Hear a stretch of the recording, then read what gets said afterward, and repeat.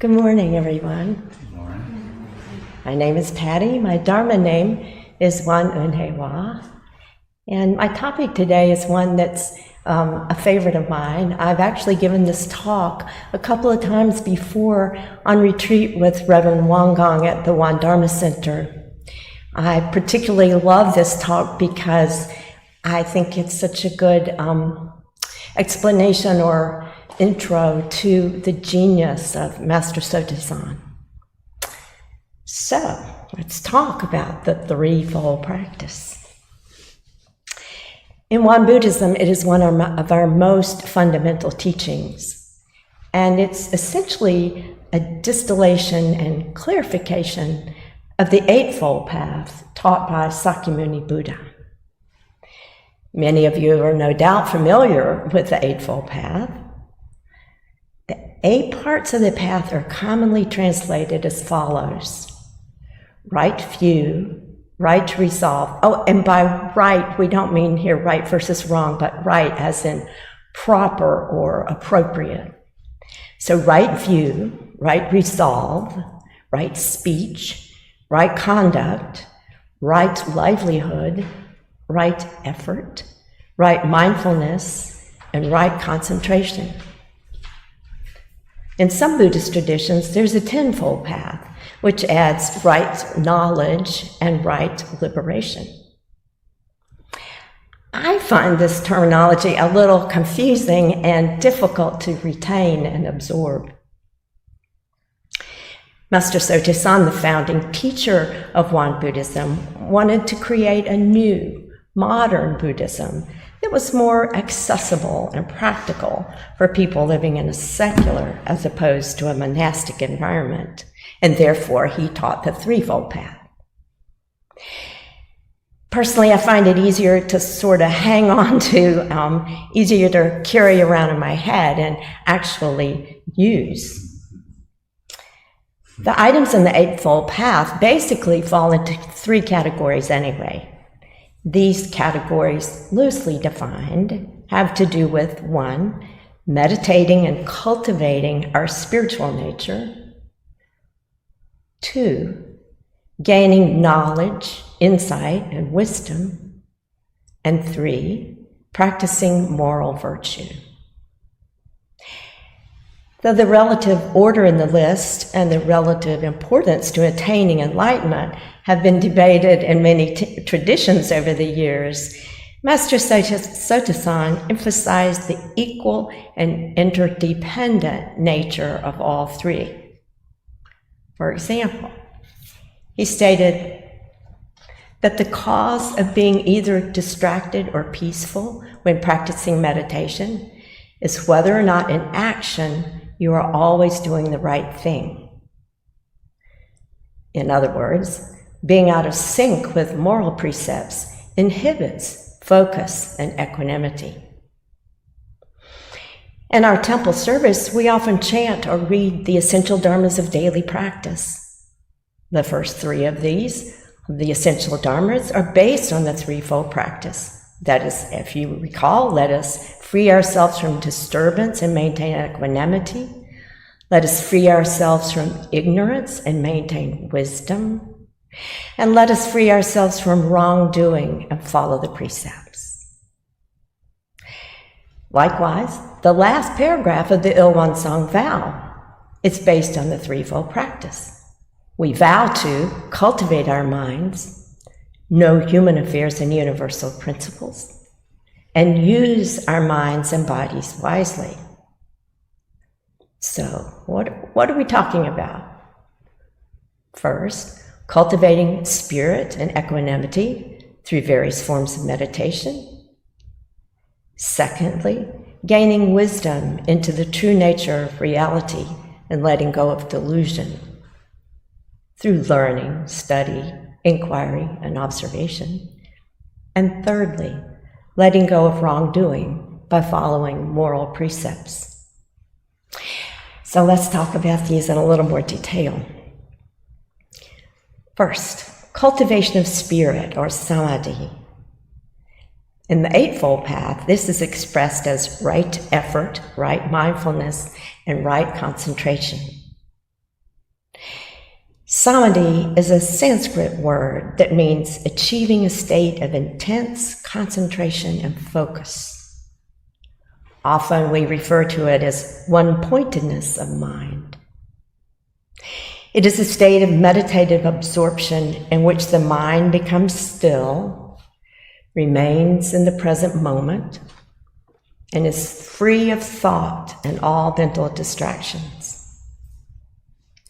In Won Buddhism, we often use the image of a mind that is clear and round, calm and tranquil, free from discrimination and attachment. This is the state in which we can access our true nature, or our Buddha nature, which we all have, and begin to understand the nature of reality on a more intuitive level rather than a solely intellectual level. But how do we cultivate samadhi? Through meditation in all its forms. Quiet seated meditation, walking meditation, lying down meditation, chanting meditation, yoga, tai chi, and the like. There are, by the way, many obstacles to achieving a meditative state, such as a lack of focus or distracted thoughts or oftentimes sleepiness. But the greatest obstacle of all is inconsistency and the simple failure to make time in one's day to do it on a regular basis. So, cultivation of wisdom. In the Eightfold Path, this is expressed as right understanding and right thought. Won Buddhists often refer to this as inquiry into human affairs and universal principles. Master Sotasan wrote, "This world is constructed through the principles of great and small, being and non-being, and is driven by the affairs of right and wrong, benefit and harm. Therefore, as the world is vast, there are infinite types of principles. As there are many people in the world, there are limitless types of human affairs." There's not enough time to capture these concepts in detail at the moment, but he gave us instructions for understanding and exploring these principles and thereby cultivating our wisdom. We do that by studying, observing, learning about human nature, about right and wrong, about benefit and harm, and about the principles that govern the universe. We study the scriptures, not just of Won Buddhism or traditional Buddhism, but of all philosophies and religions. We do it by lecturing, by conversations, by questioning, by koan contemplation, and by keeping a journal to record our insights and awakenings. Interestingly, Master Sotasan cautions us to be careful about too much intellectual endeavor.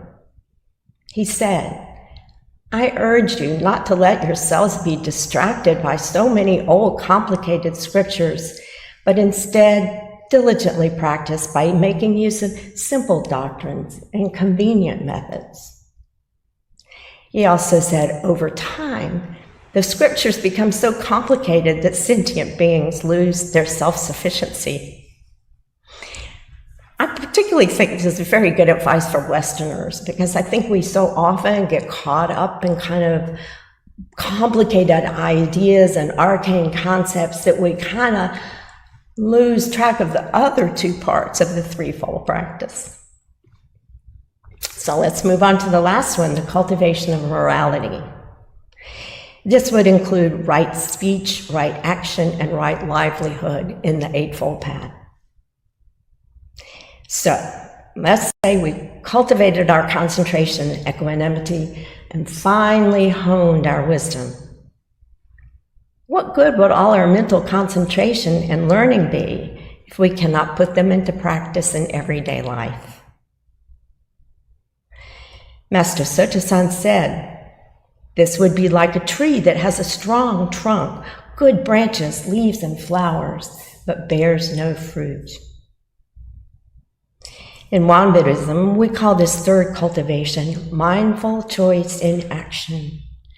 And it means that in all our actions, we mindfully choose what is right and beneficial to self and others, rather than be tossed about by our sensory responses and heedlessly reacting without thinking to the situations in which we find ourselves.